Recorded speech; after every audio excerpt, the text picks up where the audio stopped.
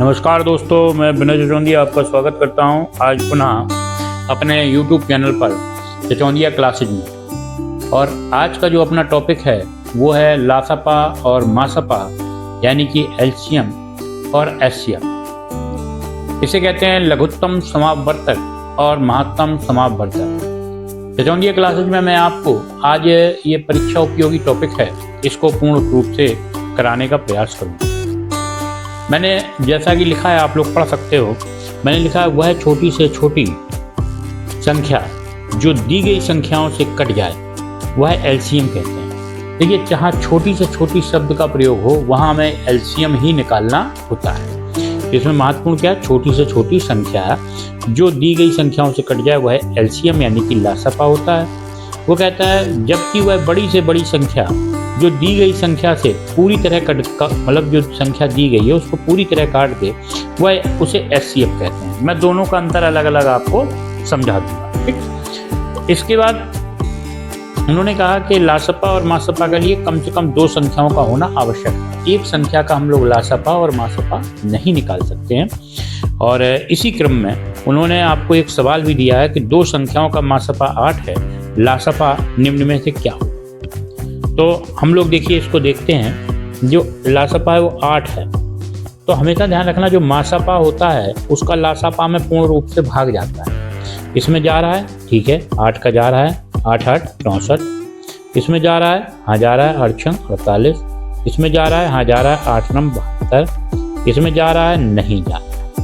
और जिसमें भाग नहीं जाएगा वही लासपा नहीं होगा, वही लासपा नहीं होगा, यही पूछ रहा है। मैं आपको एक नोट बना के देता हूं कि नोट ये है।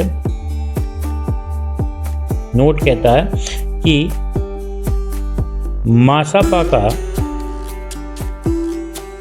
भाग सदैव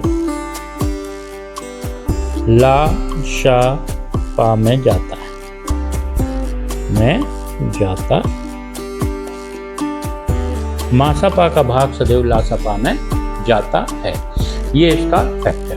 अब मैं आपको बताऊं कि लासपा और मासपा होते क्या है, ठीक। देखिए क्या है, जैसे जैसे मैंने लिख दिया यहाँ पर कि छोटी संख्याओं से बताता हूँ, 12 15 और एक और लिख देता हूँ 18। उन्होंने कहा इन तीन संख्याओं का क्या निकालो? लासपा निकालो, लासपा निकालो। तो उसके अनुसार कहता है वह छोटी से छोटी संख्या जो दी गई संख्याओं में कट जाए। तो एक ऐसी संख्या होगी जो तीनों को काट रही होगी, तीनों को काट रही होगी। तो वो कैसे निकालें? तो हमारे पास एक तरीका होता है, 12 15 और 18 को एक साथ लिख लिया और जो भाग इनमें देते चले गए जब तक नीचे क्या ना जाए, एक एक ना आए। सबसे पहले 2 का भाग देंगे तो यहाँ 6 आ जाएगा, यहाँ 15 आ जाएगा और यहाँ 9 आ जाएगा। फिर 2 का भाग देंगे तो यहाँ 3 आ जाएगा, इसमें तो जा नहीं रहा है 15 में, तो 15 का 15 और 3 9 में भी नहीं जा रहा है तो 9 का 9। फिर 3 का दे के देखते हैं तो यहाँ पर 1 आ जाएगा, यहाँ पर 5 आ जाएगा, यहाँ पर 3 आ जाएगा। फिर 3 का दे के देखते हैं तो यहाँ पर 1 आ जाएगा, यहाँ 5 आ जाएगा, यहाँ 1। फिर 5 का देते हैं, फिर 1 1 1, तो 2 दूनी 4, 2 दूनी 4 और 4 की 12, 12 की 36, तो 36 पंचे 180। देख लो जरा, मैं करके देख ले रहा हूँ। 36 पंचे 6 पंचे 30, 3 5 के 15 180। यानी इन तीनों संख्याओं का भाग किस में चला जाएगा? 180 में चला जाएगा, ठीक है। तो आपकी जो संख्या है वो है 180 और इन तीनों संख्याओं का इसमें भाग जा रहा है, यानी पूर्ण रूप से कट रही हैं। तो ये क्या कहलाएगा? आपका लासपा कहलाएगा। यहीं पर कह देता कि इन संख्याओं का मासपा निकालो। क्या निकालो? मासपा। ये जो 3 संख्याएं दी हैं, कहता है इनका क्या निकालो? मासपा निकालो। तो कैसे निकालते मासपा? हम ये देखते तीनों का कॉमन संख्या कौन सी है। तो हम लोग 12 का लिख लेते। 12 के फैक्टर क्या है? आप कहोगे 12 के फैक्टर होंगे 2 × 2 × 3। 15 के फैक्टर क्या होंगे? आप कहोगे 15 के होंगे 3 × 5। और 18 के फैक्टर क्या होंगे? आप कहोगे 18 के फैक्टर होंगे 2 × 3 × 3। तीनों में कॉमन क्या है? तीनों में जो कॉमन मिल रहा है बताइए क्या है? तीनों में एक ही चीज़ कॉमन मुझे दिख रही है अभी तक, तो फिलहाल वो क्या है? 3 है। क्या है? 3। तो वो संख्या कौन सी होगी? 3 होगी, जो तीनों में भाग दे देगी। यहाँ पर देखिए, यहाँ पर तीनों का भाग जा रहा था इसमें, और जो आ रहा है यहाँ पर इसका तीनों में जा रहा है, बस यही अंतर है। क्लियर? तो 3 क्या होगा इनका? मासापा। तीनों में जो कॉमन फैक्टर होगा वही क्या कहलाएगा? इनका मासापा कहलाएगा। ठीक, अब इसमें सवालों में थोड़ा सा हम लोग आगे बढ़ते हैं और सवालों को गंभीरता से देखते हैं। चलिए देखिए, हाँ हम लोग इसको आगे बढ़ते हैं। चलिए मैं इसको पलटा लेता हूँ पेज को और इसमें लिखता हूँ। देखिए क्या है कि इसी क्रम में हम लोग आगे बढ़ते हुए एक सूत्र बनता है। सूत्र क्या बनता है, ध्यान से देखना जरा। पहली संख्या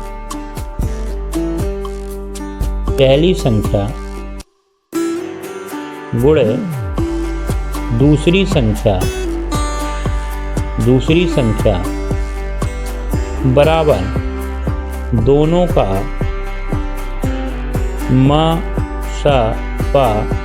इसका दोनों संख्याओं का गुणे दोनों संख्याओं का लासापा। ये सूत्र होता है आपका। ये एक सूत्र है, इससे कई सवाल पूछे गए हैं परीक्षा में। तो ये है कि पहली संख्या गुणे दूसरी संख्या बराबर दोनों संख्याओं का मासापा गुणे दोनों संख्याओं का लासापा। इसको ऐसे भी लिख सकते हैं, पहली संख्या गुणे दूसरी संख्या बराबर दोनों संख्याओं का मासापा। तो एचसीएफ गुणे एलसीएम, चाहे कोई पहले लिख दीजिए चाहे बाद में, उससे कोई फर्क नहीं पड़ सकता। ऐसे भी इस सूत्र को लिख सकते हैं कि पहली संख्या गुणे दूसरी संख्या गुणे दोनों संख्याओं का मासापा और लासापा। अब आपसे कह दे कि 2 संख्याएं हैं, एक संख्या कहता है 35 है और दूसरी हमें निकालनी है। एक संख्या 35 है और दूसरी निकालनी है, और एक संख्या मतलब दोनों का मासापा 5 है और जो लासापा है वो कितना है? 105। तो एक्स का मान निकालना है, तो कैसे निकालेंगे? तुम कहोगे 35 पंचे 105, एक्स का मान कितना आ जाएगा? 5 गुणे 5। ठीक, इस टाइप के सवाल भी परीक्षा में आपके आते हैं। ठीक है, अब मैं एक सवाल आपको और देता हूं जो आपको लगाना है कि 2 संख्या है, पहली संख्या है आपकी, पहली संख्या है 35, दूसरी संख्या आपकी दी है 15। एचसीएफ जो है आपको फाइंड करना है, और जो एलसीएम है वो आपको दिया है क्या नाम, एचसीएफ आपको एलसीएम दिया है, वो आपको दिया है 5। क्या दिया है? 5। एलसीएम आपको फाइंड, 5 नहीं दिया है, आपको दिया है 105। आपको एचसीएफ फाइंड करना है। तो ये सवाल है, ये आपको लगाना है। ठीक है, ये आपका एचडब्ल्यू टाइप में हो गया। इसका आप अगर आ जाता है उत्तर तो आप कमेंट बॉक्स में दे सकते हो। बिल्कुल सिंपल है, इसी में आप रखेंगे तो आ जाएगा। पहली संख्या गुणे दूसरी संख्या, एचसीएफ गुणे एलसीएम रखेंगे तो आपका उत्तर प्राप्त हो जाएगा। इसी क्रम को आगे बढ़ाते हुए अब इसमें आ जाता है कि देखिए, ये तो सरल संख्याओं का लासापा और मासापा हो गया। इसमें एक बनता है भिन्नों का लासापा और मासापा। किसका? भिन्नों का। यहाँ पर पूछता है कि भिन्नों का लासापा और मासापा। भिन्नों का लासापा और मासापा। तो देखिए, भिन्नों का लासापा और मासापा हम लोग निकालते हैं। देखिए बिल्कुल सिंपल है, भिन्नों का लासापा और मासापा निकालना। क्योंकि भिन्न जो होती है, मैंने आपको ये पढ़ाया था, वीडियो में डला होगा, भिन्न जो होती है वो क्या होती है? अंश बटे हर होती है। क्या होती है? अंश बटे हर। ऊपर अंश होता है, नीचे हर होता है। तो इसका लासापा और मासापा कैसे निकालते हैं? बिल्कुल सिंपल है। अगर वो आपसे पूछता है, कोई भिन्न देता है, 2-4 भिन्न देता है, वो कहता है, जैसे भिन्न दे दिया आपको x बटे वाई और z बटे n, p बटे q, ये 3 भिन्न मान लिया आपको दे दी। कहता है इनका, अगर वो कहता है इनका लासापा निकालो। क्या निकालो? लासापा। ठीक, जब भी लासापा निकालने, जो भी निकालने के लिए कहे, तो ऊपर अंश होता है ना, तो इसका जो तरीका होता है निकालने का वो क्या होता है? हम ऊपर जो भी निकालने के लिए कहता है, तो अंशों का लासापा और हरों का मासापा। ठीक है, अगर उसने आपसे लासापा निकालने के लिए कहा, अंशों का लासापा निकाल देंगे और हरों का मासापा। और अगर वो आपसे कह दे कि x बटे वाई, z बटे n और p बटे q का मासापा निकालो, क्या निकालो? मासापा। तब क्या करेंगे आप? देखिए, तब क्या करेंगे? तब हम लोग करेंगे कि ऊपर जो अंश हैं उनका क्या निकाल लेंगे हम लोग? अंशों का। तब ये बन जाएगा फॉर्मूला, अंशों का मासापा और हरों का लासापा।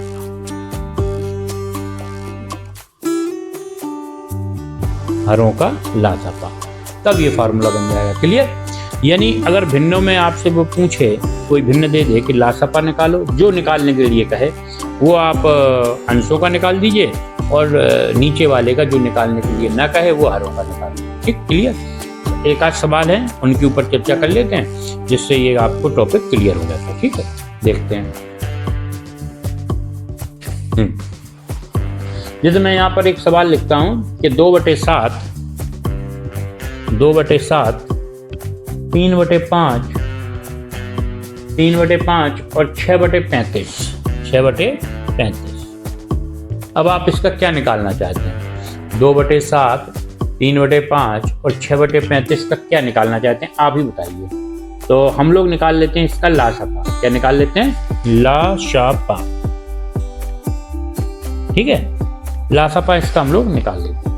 तो ये ध्यान रखना, जब इसका लासापा निकालना है तो हमने अभी बताया कि जब भी लासापा निकालेंगे तो ऊपर वाले का लासापा और नीचे वाले का मासापा। तो हम लोग 2, 3, 6 का क्या निकाल लेंगे? लासापा। और नीचे क्या है अपना? नीचे 7, 5, 35 का मासापा। ठीक है, ये निकाल लेंगे। क्लियर?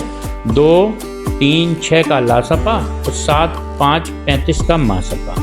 ठीक? तो लासापा निकालने का तरीका मैंने आपको बताया था। ऐसे करेंगे और इन तीनों को एक साथ कर लेंगे। तो सबसे पहले 2 से जाएगा, यहाँ 1 आएगा, यहाँ 3 आएगा, यहाँ भी 3 आएगा, यहाँ 3 आएगा, 1, 1, 1, तो 3 दूनी 6। तो ऊपर की भिन्न तो आ गई 6। ठीक? नीचे वाले का और देख लो, 7 का गुणनखंड क्या होगा? 1 गुणे 7। 5 का क्या होगा? आप कहोगे 1 गुणे 5। और 35 का क्या होगा? तो आप कहोगे 1 गुणे 5 गुणे 7। तीनों में कुछ कॉमन मिल रहा है, तो आप कहोगे तीनों में जब कुछ कॉमन नहीं होता तो क्या मान लेते हैं हम लोग?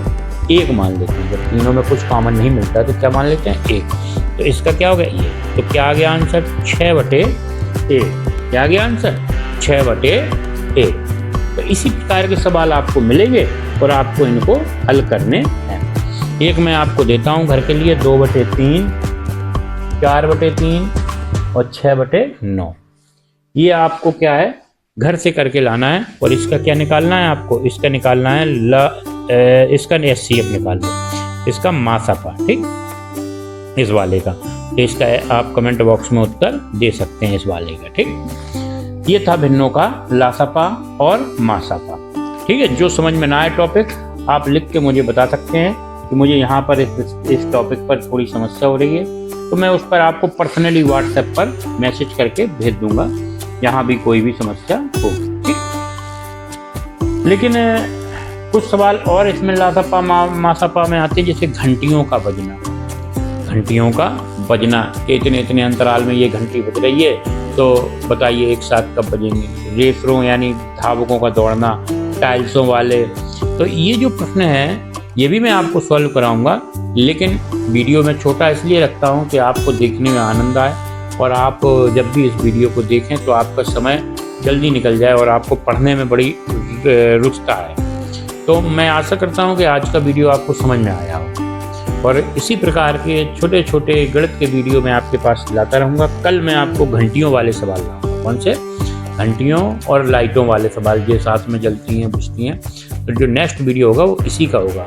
आज के लिए जय हिंद, जय श्री राम। हम लोग कल फिर इसी तरह के वीडियो के साथ मिलते हैं। तो नमस्कार, और आशा करता हूँ कि आप अपनी तैयारी बड़े आनंद के साथ कर रहे होंगे और उसमें सफलता भी प्राप्त करें। तो जय जय सीताराम।